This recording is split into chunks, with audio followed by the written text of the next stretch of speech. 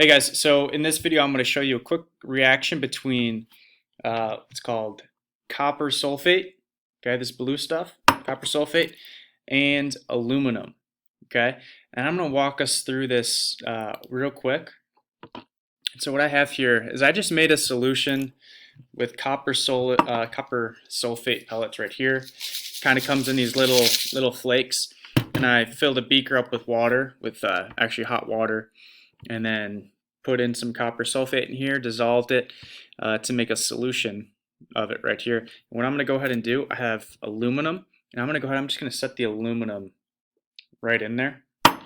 And you'll see that the aluminum's sitting in there right now. There is some steam there, some condensation. That's just because I had some really hot water going on there. I shouldn't say condensation, just some steam.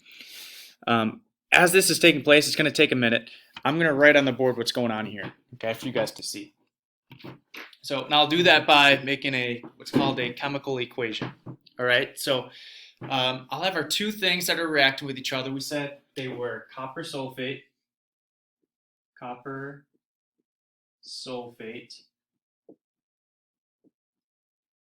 and copper sulfate it was reacting with, so I'm going to do a plus sign. It was reacting with aluminum.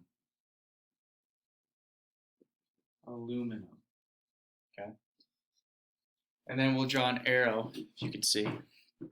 We'll draw an arrow to indicate that there's going to be a chemical reaction. There's going to be a change. We're going to end up with two new substances. Okay.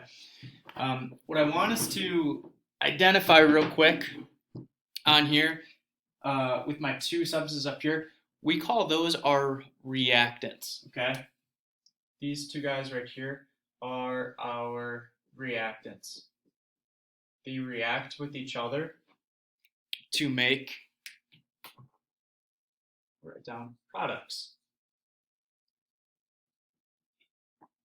Okay, so we have copper sulfate reacting with aluminum, and then that's going to produce, notice the word I'm using, produce products. Okay, two things. We'll get to that in a second. You know, this is really starting to take some time here, as you can see. If I can get my camera up here. I don't know if you can really see.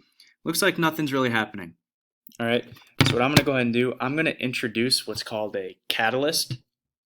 Okay, our catalyst is going to be salt. And what a catalyst is, it's something that just speeds up a chemical reaction. Okay, I don't have all day, neither do you guys. We want to get this going here. So I'm going to go ahead and do, I'm going to dump some salt in here, make this chemical reaction go faster. All right, go ahead, let's stir this guy up here. Stir this guy up. And we want this chemical reaction to go. And I'm starting to notice, I'll move it up here, some fizzing. And I'm not sure if you guys can see that, but there is some brown stuff starting to form on our foil. Let me see if I can flip it. I'm not sure if you guys are able to see that brown stuff. Maybe you see some fizzing going on there. And what's starting to happen is that aluminum is really, I want you to be able to listen to that. Listen real carefully. Turn your volume up if you have to. But there is a lot of fizzing going on there. You can see it's starting to turn brown. Is there a logical reason for this thing to turn brown? Are we expecting that color change, right? When we mix something that's blue with something that's kind of silvery like aluminum, are we expecting something brown, something to turn brown? Probably not, okay? So that cannot be a physical change because we did not expect that color change, okay? An unexpected color change would be a chemical change, okay? Also, we're hearing a lot of fizzing going on. There's bubbling, so that tells us that a gas is being created, that there's a chemical reaction taking place, okay? So I want to show you guys what's being formed here, okay? What we'll start to notice is that over time, there's going to be no more aluminum left that we can visibly see, okay? What's going to be produced, okay, is going to be aluminum sulfate,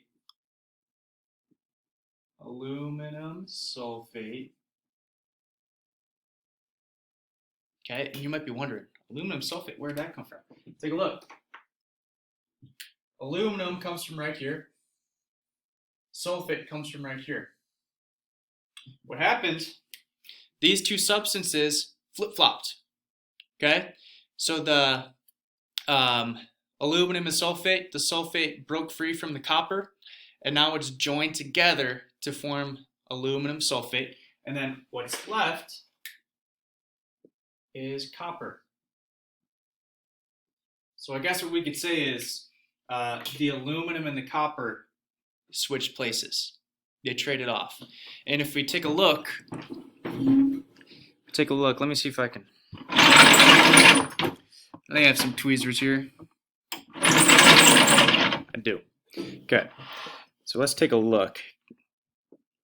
So there's still some fizzing going on, a lot of big bubbles. But you take a look at that. Okay. Right here, we have this aluminum foil that we once had. Now it has like this copper coating to it. As you can see, kind of has the same color as a penny. Oops, I dropped it. Good job, Ronan. So what we made here is copper. Okay, so pretty cool. Obviously, it's a chemical change because it's not something that we started with. And as you can tell with our, I'm gonna have to get in a weird position here. As you can, this isn't gonna work. As you can see with our chemical equation here, our two reactants that we started off with were copper sulfate and aluminum. Okay, we mixed those two together. We allowed them to react. So our two reactants reacted with each other to produce two different products, which were aluminum sulfate, which we're starting to see that blue stuff right there. It is starting to get a little bit lighter. And if we had all day, you would notice that the blue color would go away. That's because the blue color comes from the copper. Well, if the copper is leaving the copper sulfate solution, it's going to become clear. Okay, so we don't have all the time to do that.